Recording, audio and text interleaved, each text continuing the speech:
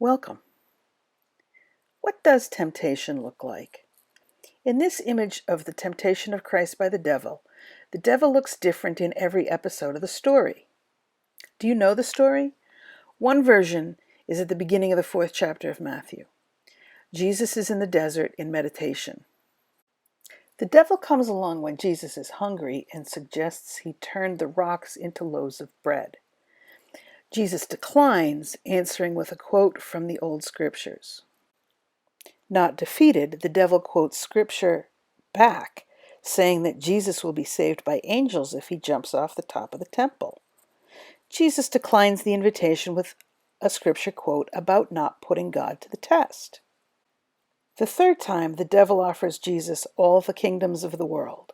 This artist hasn't shown Jesus' response to this one. He's simply shown the angel sending the devil away and telling him to leave Jesus alone. In depicting the 3 episodes of the story in one panel, the artist is offering an interesting interpretation of temptation. Notice how each of the devils is different. The first has reddish wings, a cloak with a jagged hem, and bird-like feet. The second has white wings, a gray garment with a straight hem. You can't see his feet very clearly here. The wings on the third one have been lost over the course of 900 years, but the garment has the color of the first and the hem of the second. So what do we make of this difference? I think that the artist is trying to say that we can't get too cocky about thinking we can handle temptation. With practice, I might be able to recognize and avoid one kind of devil, but if I think that makes me holier than anyone else, I can almost guarantee that I won't recognize the next demon that shows up. I will fall right into the temptation the next one offers. Notice how Jesus handles these devils. He doesn't turn away. He doesn't avoid the temptation.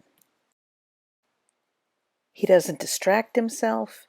He faces the temptation squarely and has an answer for it.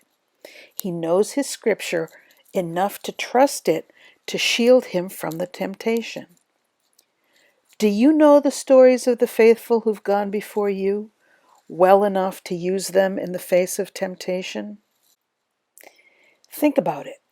The Bible is in effect saying, hey, a bunch of us, those who are faithful, have already tried this and it worked for us.